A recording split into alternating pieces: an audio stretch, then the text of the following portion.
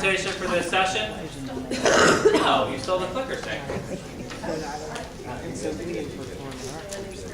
He can, or he can just hit space bar. Doesn't matter. I mean, the clicker works, so if he wants to use it, he can. So I'm thrilled for this one. In large part, I owe Leon a huge thank you, because when this was 2 years ago, we were in Dallas actually. It was a VPD conference in Dallas. So the whole idea of presenting on sports social work and doing things like that at some of the larger social work conferences, it's hit or miss on whether or not they're going to be open-minded about having you come. So I got accepted a couple of years ago at BPD. They stuck me in some back corner room, like you had to walk 14 ways, backwards, sideways, over elevators, below hallways, into dungeons. And you would have finally found my room. There were 2 people that were there, 3 people that were there. So Dana Sullivan, who's at Western Kentucky, could not be here, but a phenomenal individual, and also has written a really cool article on social work advocacy around the Missouri situation and the Grand Lake State situation. Fantastic read. Ginger, who follows me around because we need each other in life. So I mean, this is how it goes. And Dr. Banks. So it's the first time I had the chance to be able to meet him. Phenomenal individual. So shares also our passion for what sports social work entails. We're excited to have him here and be able to present. It's your first time presenting at one of our symposiums. So we're excited about that. And we've got the legendary Dean Anna over here from the University of Georgia. So I've got a special gift for you though. You brought these lanyards, but Kim Gibson wanted me to give you a beautiful University of Alabama lanyard. You want it? So Anna has been a huge supporter of us ever since we started. She presented and was one of the sponsors during our first conference in Denver. Was not able to make it to the second one, but has certainly continued to be a huge advocate and a huge supporter. Their article that they had released a couple of days ago that sort of promoted the work that they're doing, promoting our conference. We love things like that. So the more that all of you guys can try to connect with those media outlets to make sure that they know where you're going to be and what it is that you're presenting on, we'll share our gratitude with you. So I'm excited to turn it over to Anna and to Leon for our third and final TED Talk presentation, and it'll be phenomenal. All right, how's everybody doing? Good, good, good. All right, so before we get started, can you guys hear me? I need the mic. Yeah. Can you guys hear me? Okay, good. All right, so before we get started, he got my introduction wrong. I'm from the number 3 rank. Let's get that out of the way first. The other thing that I'm going to need you guys to do is this, okay? My boss is here, right? So I'm going to need you guys, even if you don't find the presentation interesting, just to clap anyway, because me getting home is contingent upon how this actually goes, okay? All right, so we're here today to talk a little bit about social work and the role of activism in social work.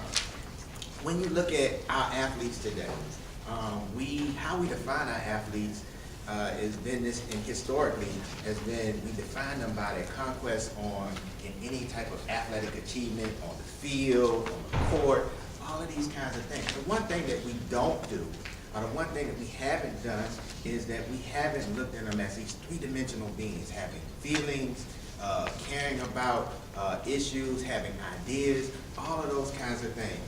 And recently, we have seen in our political stuff that, athletes have been kind of marginalized, of just having these sort of stay in your lane kind of things. So this is what they hear.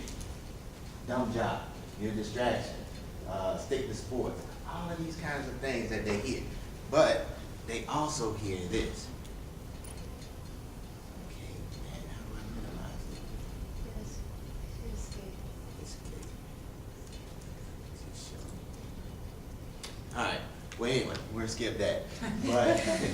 But really, what they hear is they hear a lot of different things, a lot of negative things. And recently our president said some things that were a little bit controversial that got our athletes that are up in an uproar over the anthem. But let's give you a little bit of history behind what we're talking about. So, historically, athletes, social work, activism, and athletes has always been this kind of thing that's been going on implicitly, where social work has had where social work and where activism has had this particular role in athletics, but social workers have not really been present. So let me give you an example. In the 1920s, you had Jack Johnson. Jack Johnson was the first African-American heavyweight boxing champion in the Jim Crow era. On the other side of that, you had Ida B. Wells and Jane Addams, who were working against the lynching of black men. So you had these two people working on the same, going down the same road, trying to get there, but on different sides of the bus. It's like if you were here on this side of the room, and they were here on that side of the room, so you had social workers over here, you had athletes over here, we all traveling in the same destination, but we're not talking to each other. And that historically, that has been the issue. Go fast forward. Think about Tommy Smith, John Carlos, Muhammad Ali, Bill Russell, all of these historical figures who fought for social justice, racial justice, those kinds of things, and paid a heavy price for it. But the thing is that on the other side, where was social work? As we kind of move forward, think about Babe Dietrichson, one of the greatest female athletes to ever kind of grace this earth. Before we start talking about Serena Williams and all of her exploits, Babe Dietrichson was that person. Billie Jean King all stood up for women's rights. Then during a time when that wasn't necessarily possible. When we look back, where was social work? Jerry points out to us that social work has always had this interesting relationship as being an intervention, having an intervention, utilizing sports as an intervention. We see that. We see it in 1891, where Dr. James Naismith took a peach basket and a soccer ball and utilized it to help bring some rowdy kids together so they can kind of brush off some energy.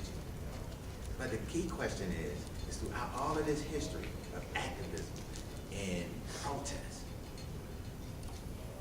where was social work?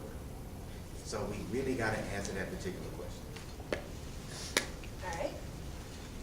And so that's the question. Where, can people hear me okay? Where are the partnerships, right? Social work and athlete activists, we share common goals, we share common cause, but is there collaboration? So, oh, and you guys have to really clap because one of my faculty is here. He's going to know how lame I am as an administrator. Cut us a break, okay? So, being good academics, we started looking at stuff, and we did 3 things. First is we went into social work abstracts, and we did that search. Athlete, protest, social work. What's out there in the literature on that? We also then just did a basic Google search using those terms. And then we made a list of 10 recent prominent athletic protests. And I went to the NASW National and whatever the relevant state website was to look for commentary.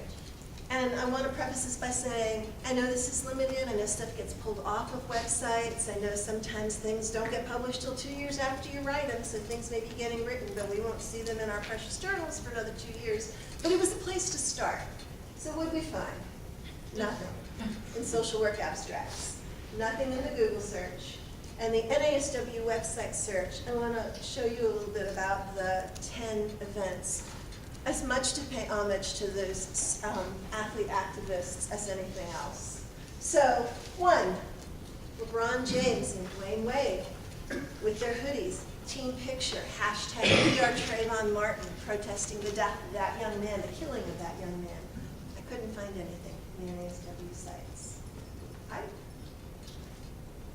That's interesting. I'm not sure how that got there. But Michael Sam announces he's gay, right? Gets drafted, eventually does not get signed. NASW mentions it in their national. There was an article on why this was a great weekend in LGBT rights, and they mentioned Michael Sam. He was from Missouri, didn't hear anything there. Nigel Hayes, University of Wisconsin basketball player. At the University of Wisconsin at Halloween, somebody had worn an Obama mask with a noose around it. And the University of Wisconsin did that. And so to protest it, he stepped back from the line during the national anthem of the basketball game. Nothing. God bless the Cavs. I Can't Breathe t-shirts at protest. Those were the last words of Errol Gardner before he was killed by police, and there was no prosecution of the police. Again, national, Ohio, nothing. Ariana Smith, basketball player for Knox College, because a lot of times the male athletes get a lot of the attention and the women are protesting just as hard. She raised a fish during the national anthem, then she raised hands up, in hands up, don't shoot, and she laid down under the basket for 4.5 minutes to symbolize the 4.5 hours that Michael Brown lay dead in the street before somebody took care of him, took the body away. She was initially censured, but eventually she was allowed to play again. And again, national in Illinois, nothing that I could find. The St. Louis Rams walk onto the field in a hands up, don't shoot position, protesting the violence against Michael Brown again.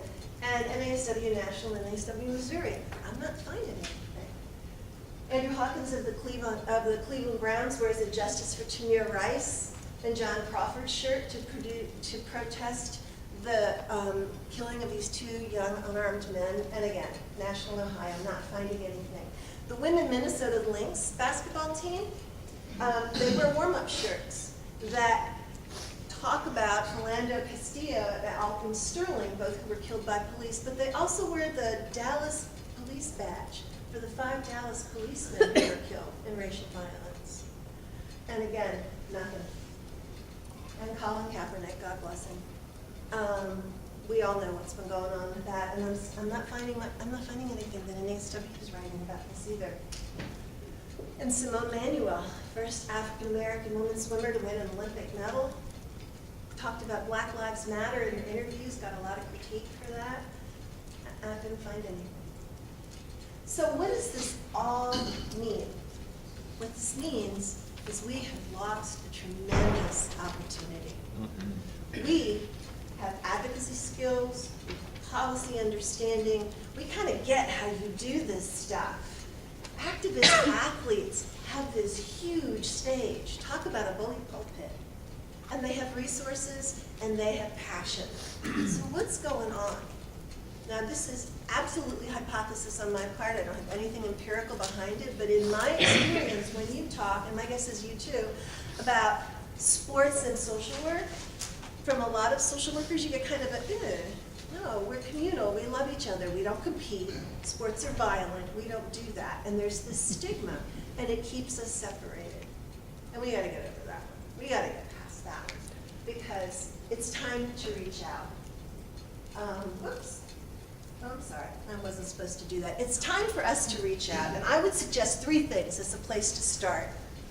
First, all of us need to be talking to our athletic departments, reaching out, making those connections however we can. Second, I was thrilled to hear about the document that went to the NFL owners. I think NASWIS needs to have a standard letter that explains who we are and what social workers are, and that we want to partner. And every time there's an event, every time somebody steps out, we ought to send that letter to them. And then we need to be recruiting these athletes into our MSW programs. I actually did a little study that showed that college athletes make amazing social workers. We need to pull us all together. And I don't think it's that hard. And they've got the voice, and we have a huge body of knowledge and skill, and we could be incredibly powerful, and we're losing that opportunity. So let's change that. Thank you.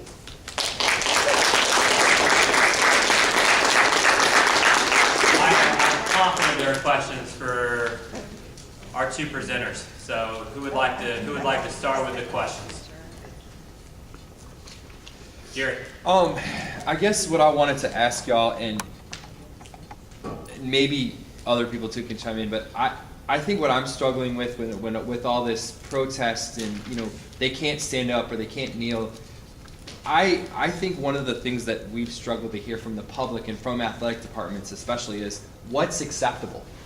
What do you want? Like, I'm a student, I have a right to be upset about this.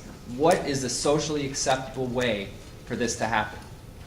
And I think that I'm just curious to see, like, is there anything that you found, like, that, I guess in the mix of everything, is there something you found that says, we agree with this or it's acceptable? Like, I'm just curious to know, like.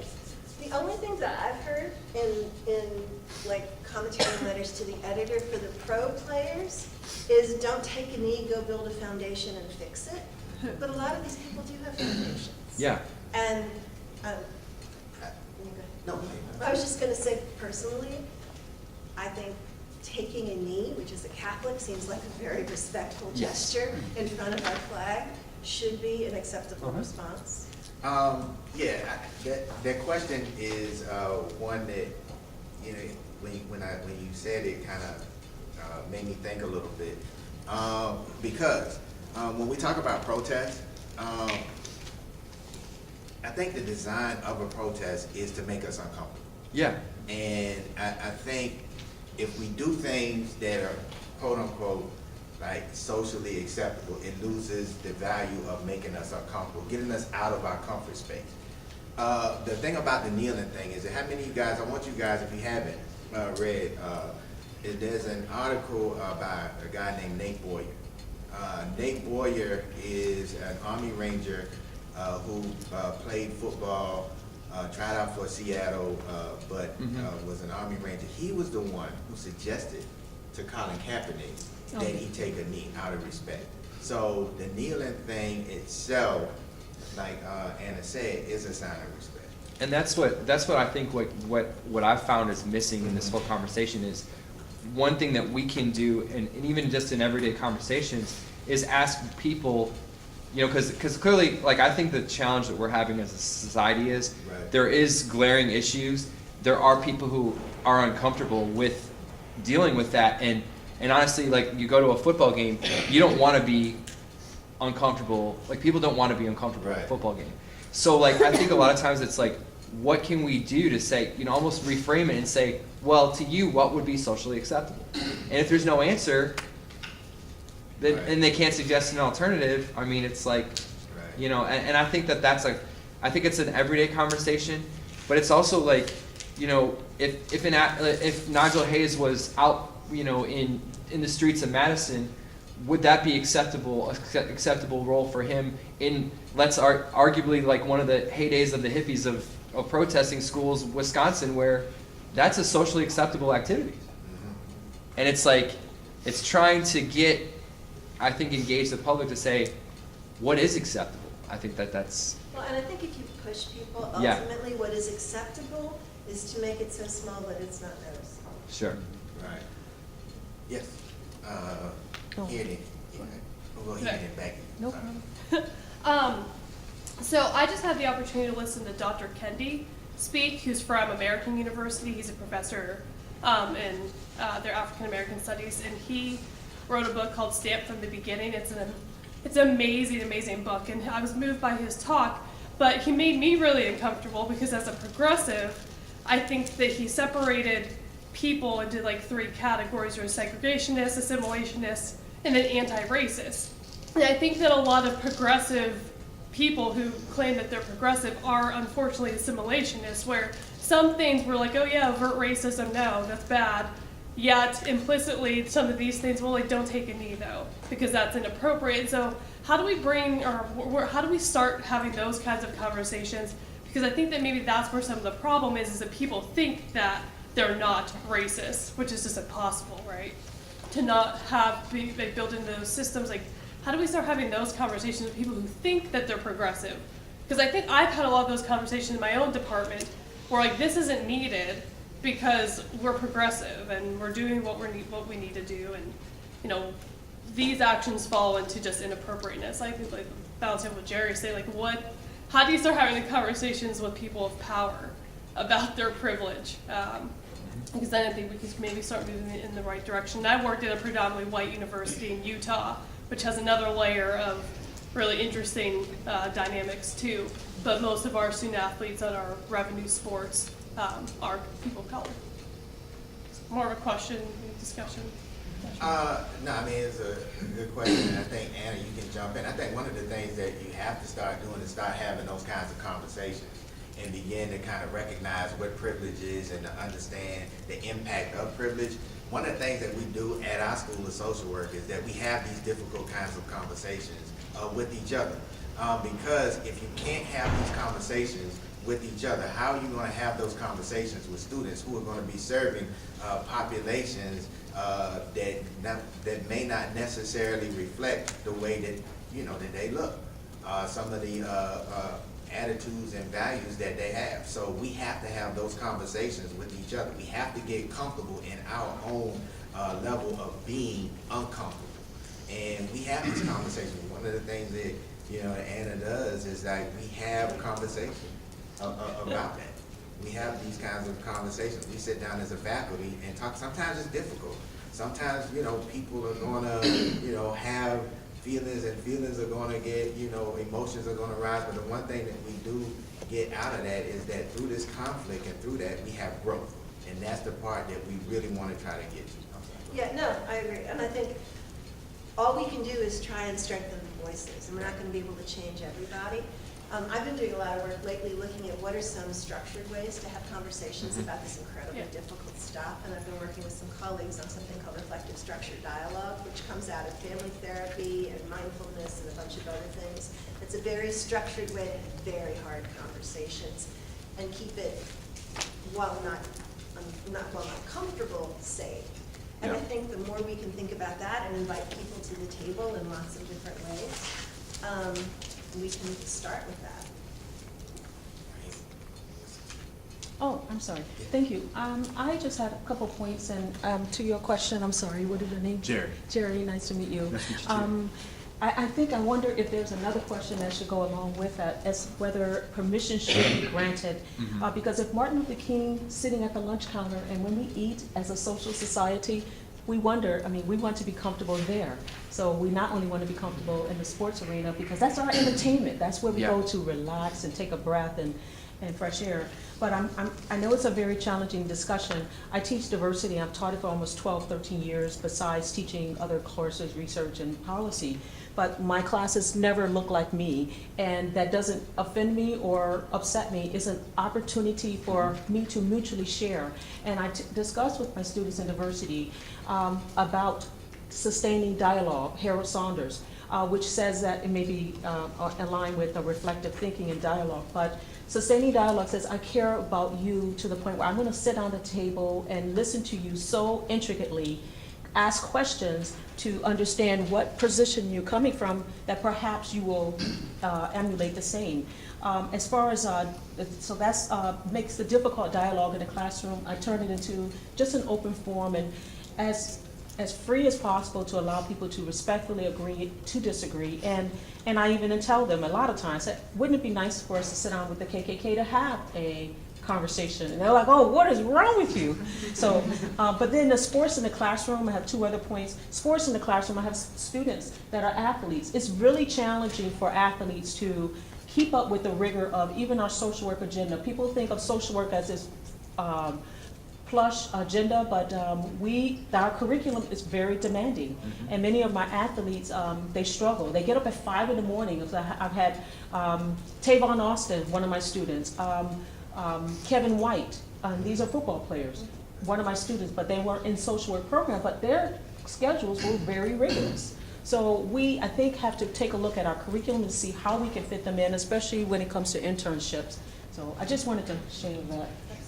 Yeah, that's one of the things, you know, as we go about, you know, trying to recruit more social workers into the program, that's one of the things that we've been sitting down actually looking at, is how to work with the athletic department and also look at our curriculum to be able to find opportunities for athletes to come in and to, you know, become social workers. And I think part of it for a lot of athletes is they have no clue what social work is. Right. And so, because I was talking to our women's basketball coach, and I was just saying, don't you have players who want to work with kids but don't want to be teachers? And she's like, yeah, I don't know what to do with them. Send them to Masters in Social Work. Amazing opportunities. But I think you're right. We have to learn how to reach out and be flexible. One thing I kind of want to add to this conversation I think is interesting is I'm a combat veteran. And what bothered me about this knee, taking a knee and all these protests, was the fact that my vulnerable population of veterans was used as scapegoats to cover up another vulnerable population. And how that wasn't just done once, but it was done against Muhammad Ali, and it's been done multiple times, that when, especially black athletes speak out in protest ways, and most of it is these, you know, ceremonies and stuff. Oh, you're offending veterans. But nobody ever goes to the veterans and says, well, what do you guys think? And there's actually been some really interesting materials from veterans going exactly what you're saying, don't do that. And the media doesn't pick up on it. And social work hasn't reached out to these, like, both vets and the Iraq, Afghanistan vets. They're like, we are totally committed, and brought the athletes and this group together and spoken out as one. All right, we're probably time for, well, there's two hands. If you all can be on point, then we can make it happen. Go for it. Somebody go for it. Duke it out. So I'd be interested in the comparison. I mean, these student athletes who get a lot of attention, protests, or not student athletes, but famous athletes. You know, I look at them as celebrities, right? And I'd be interested in the comparison between them to like other artists. Like I'm just thinking like Eminem recently, versus like kind of the response between like the cult of this society versus.